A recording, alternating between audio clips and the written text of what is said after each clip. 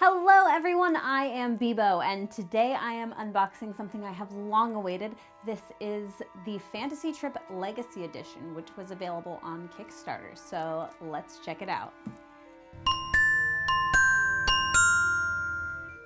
So as many of you know, this was on Kickstarter from Steve Jackson Games, who are one of my favorite companies to work with.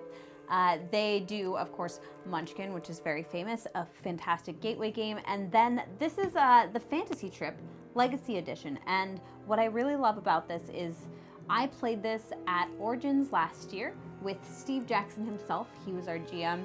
And it was a fantastic experience. I can't imagine having a better first time experience playing the Fantasy Trip. We were just hanging on by a thread, and of course I died, but somebody came back to avenge me, and the whole thing was so epic.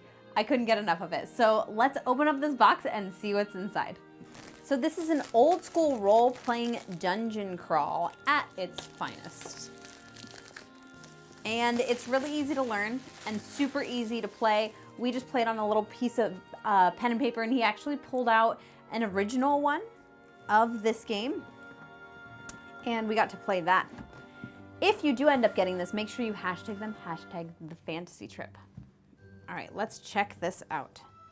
All right, so first I'm gonna show you these dice, because these are red and blue dice. I'm not gonna put them in my mouth. I'm not gonna do that, even though that's normally what I would do. So we've got these beautiful red and blue dice. Then we've got these 3 boxes right on top. We have the Fantasy Trip Wizard, and she's amazing. The Fantasy Trip Melee, and then we have the Fantasy Trip Death Test. So these are fighter card instructions. I know I'm not using proper box knife safety. I'm sorry, please forgive me. Okay, so here we've got some fighter card instructions. Ooh, okay, these must be them. The easily erasable character cards. So this is Edulf, John of the Isles, Ilva, Simon, Tyvara, I might be butchering these names, Ivan, Torvald, Sigrun. Oh, I really like Sigrun. I genuinely can't tell what this person's gender is, and I'm really into it. Laurel, Danira, Alden, Brandt, there's so many. Fuller, Mad Ollie. This guy looks really creepy. I like it. He definitely looks mad. Meg, who has really great hair and a flower crown. This is my person. Staroko, and then we've got a bunch of blank ones, so you can make your own characters, and they're easily erasable, so you can always take these and make your own characters, and if you decide that you don't like them, you could erase them. That's the best. All right, then we've got a silver table, gold table, ring table. Oh, and look, there's little room for notes on the backs of these. That's so cute. I love it. All right, so those are the erasable character cards. These looks like they're non-erasable ones. Yes, these are the little disposable notepads where you can make your own characters as well. And I like them. They look good. All right, so then we've got these bigger character pads. I assume these would be for games that are going to be ongoing with more players. You've got your strength, your dexterity, your IQ, and then your talents and spells. All right, so let's check this out. This looks like it might be a GM screen. All right. Oh, I don't think it's a GM screen. I think it's a folder for your GM to keep all of your stuff in here. Yep, it's a folder. It's very thematic. I like it. Your campaign name there, or your GM's name. Okay, so then we've got these maps. And these maps are pretty beautiful. I like them a lot. And I love that they really committed to the theme here, which was, you know, old school feel from playing this game in your childhood. And of course, I'm not quite old enough to have been playing this game as a child. I suppose I could have been, but I'm not the target audience for it.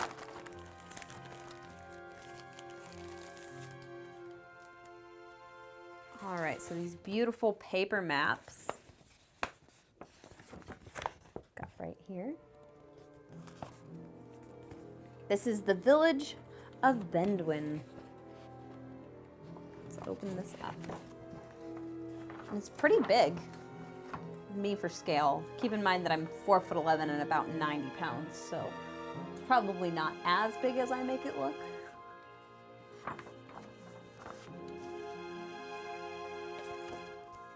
Then we've got Southern Elentia. Oh, I love this forest and the mountains.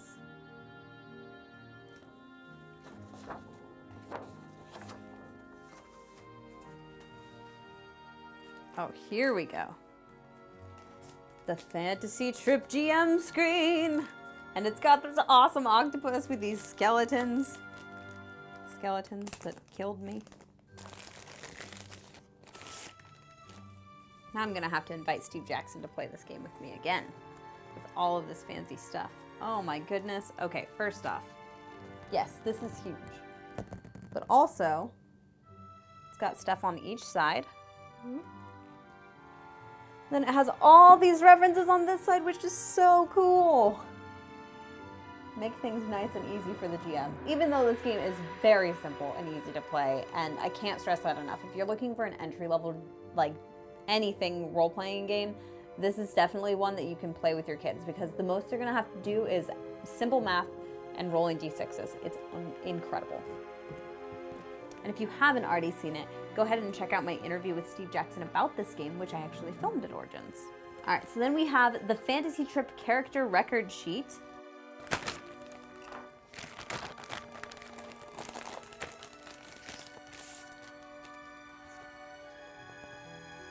we have the record sheet here. Hits due to wounds. Oh, yes, and then these gorgeous hex maps, a bunch of weapons tables, the cost of them, their weight, the damage that they deal. This is so cool. And then we've got this hex map, which is very elaborate. Goodness gracious. Oh, it goes this way. And then they've got which tiles are north, south, east, west. I love this. I love the colors that they used for this too. They were vaguely telling me about this, but I didn't ever get to see it in its final form. All right, so then next up we've got the Fantasy Trip Tolankar's Lair. That's one thing I really hope to improve in the next year, is my ability to quickly box my items open. Okay. So this looks like it's a story. It totally is, and now I want to read it to all of you, but I don't think that's what this video is about. Oh, this is cool. It tells you about player information, the people that are going to be attacking them. Oh my gosh. Like, information about how to GM. This is really cool. This is just a step-by-step on, like, GMing, which is pretty great. And it gives you, like, flavor text about all of the traps and the general feel that the characters are going to have to experience. I like this a lot. I'm going to spoil this just a little bit. Level 4.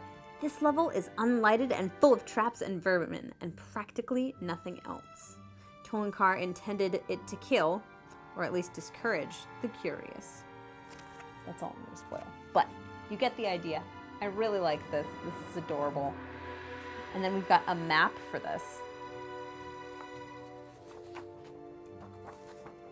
This is the map that all of the players would need to be exploring. So this takes a lot of, you know, some of the difficulties that come across in D&D, of course. Personally, for me, I would make a terrible GM, despite really wanting to be one, because I'm not very good at thinking on the fly. I'm very planned and organized, and I'm definitely somebody that usually writes scripts. Outside of doing unboxing videos, all of my how to play videos are scripted pretty heavily. So for me, this is more ideal because it sets everything up for me. let's open the Fantasy Trip Wizard. So this is very similar to what we played with, except for that ours was the original one from the 70s.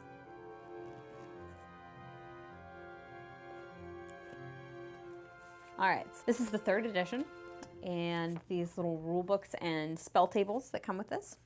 And then we have, of course, more dice.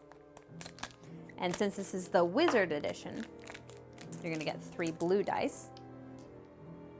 Right there. Not to be confused with the 2 that came in the main box. And then we've got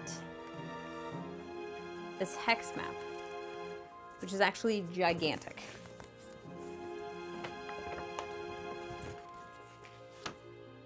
And of course, if you wanted to play with miniatures, you could always play with miniatures here, but this game comes with all of these gorgeously illustrated tokens. And they actually got the original artist that did these when the game was first printed to come back and do these same art pieces. And this is somebody who is making art for Magic the Gathering now. So to get them to come back and make these adorable little tokens, I think that's very special.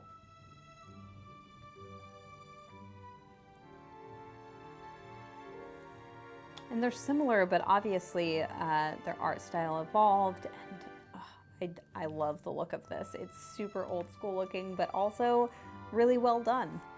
I'm obviously more of a spellcaster than a fighter, in case that wasn't super obvious, though I feel like it's pretty obvious. All right, then let's look at Fantasy Trip Melee, which is gonna have a lot of similar things inside of it.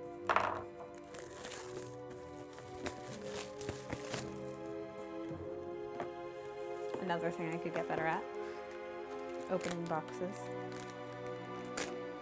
All right, so this time we have 3 additional red die. And I think what I love about this is also that it's a system. So you can get all of these things, but if you want to elaborate and add more things to it, you can always get nicer dice, you can always get additional miniatures, but everything you need is in this little tiny adorable box. And I love it. Oh, these characters are really cool too. These ladies are all in incredible stances. I love their attire. Everybody's actually armored. It's awesome. And these bears and snakes, and I don't know what those creatures are. I've never fought those creatures before. But they look incredible. Now we have the Fantasy Trip Death Test, which I imagine is a very similar box to the other ones, but with a lot more monsters that are going to be testing your ability to survive in this game. Thors wants you. Death Test 1 and 2. All right, well, this sounds deadly. Oh my gosh, these little goblins are the cutest thing I've ever seen in my whole life. We've got oozes, little goblin folks. Oh, and then definitely the undead. There is some undead here. And of course, we've got adorable little alligators and wolves. Lots of things that are really going to test your ability to survive in the Fantasy Trip. So that's that. I'm putting all of my bags out to the side because I don't save my bags. I know I'm the worst. That's not all. We've also got the Fantasy Trip Mega Hexes, which is what everybody was dying for in this game. So the Mega Hexes.